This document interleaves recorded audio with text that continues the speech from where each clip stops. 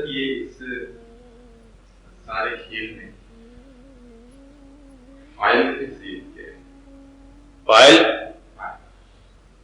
File اس کا آپ ہی ہے،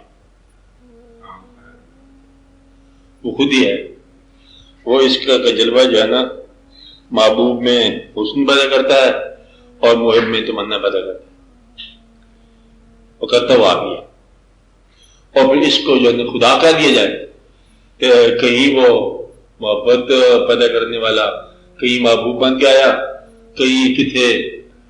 دل پر بن کے آیا، او یار کلوکری رات والا آج بیس مٹا کے مت ہے، یعنی کہ ہے وہی سب کھیل اس کے اپنے ہیں، اس کے اپنا کھیل ہے۔ تو اس کی جلوہ گری کا آپ دیکھو گے نا ساری کائنات کے اندر جو ہے نا اس کا مربوط جلوہ نظر آئے گا، وہ چاہے حقیقت ہے کہ نہیں ہے، چاند اور چکور ایک کے ساتھ نظر آئے گا آپ کو، اور گل و بلبل ایک کے ساتھ نظر آئے گا، اور رنگ نغمہ سب کے ساتھ نظر آئے گا۔ اس کائنات میں تمنا جو ہے انسان کی انسان تک جو ہے نا پوری چلتی نظر آئے گی، اور وہ محبت کرنے والے نظر آتے رہیں گے، جلوہ گریاں ہوتی رہیں گی، اور یہی ایک چیز ہے جو اور آپ کو تمنا دنیا سے نجات دے سکتی ہے، ورنہ کوئی چیز نہیں دے سکتی۔ ایک انسان کی تمنا جو ہے نا آپ کو دنیا کی تمنا سے نجات دیتی ہے، ایک انسان کی تمنا کہ اس کے خیال میں ہم نکل گئے، منم میں خیال او انسان ہے یا ذات ہے، منم میں خیال او نمیدانم کچھ عارف ہے، پتہ نہیں میں کہاں سے کہاں چلا گیا، شدم غر کے وصالے ہو نمیدانم کچھ عارف، اور تو وہ خود ہی ہے، وہ انل حق کہلاتے بھی خود ہے، سزا بھی خود ہے، خود ہی جلوہ ہے، خود ہی حاصل جلوہ ہے، خود ہی دید جلوہ ہے، خود ہی پیدا کرتا ہے، دوسرے کو سمجھ جاتی بات۔ تو یہ ایک واقعہ ہے، دنیا کے اندر جتنے بھی ہیں نا بلند حقیقت شناس سارے کے سارے اس راستے سے گزرے، آگ کے سفر سے گزرتے ہیں۔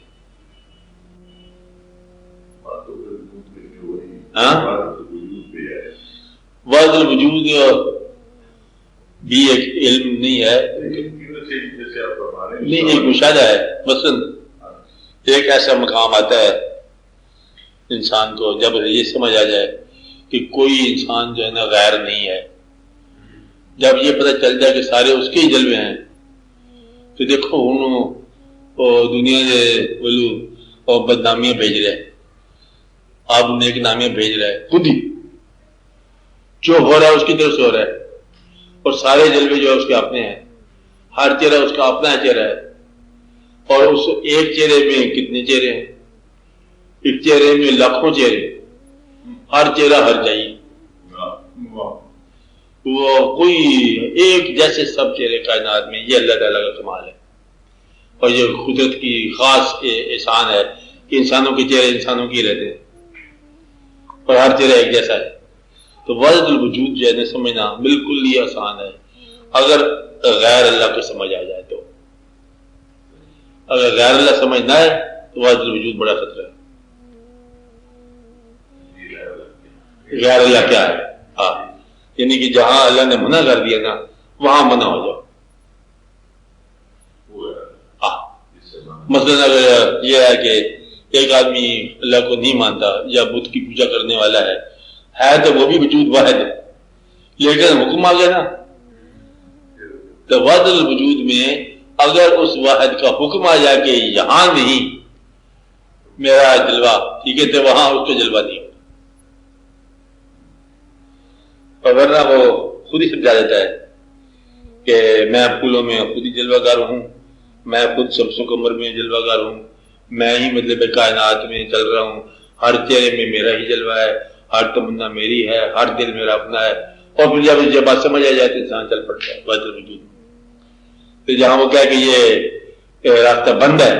رک جاؤ، وہاں رک جاؤ، کیونکہ آگے اردو بول رہا ہے، تو اردو بول رہا تو سمجھ آ جائے، شیطان سمجھ آ جائے نا تو باقی سارا وحدت الوجود ہے۔ اس لیے یہ خطرہ ہے، اس خطرے میں اتنا ہی ہے،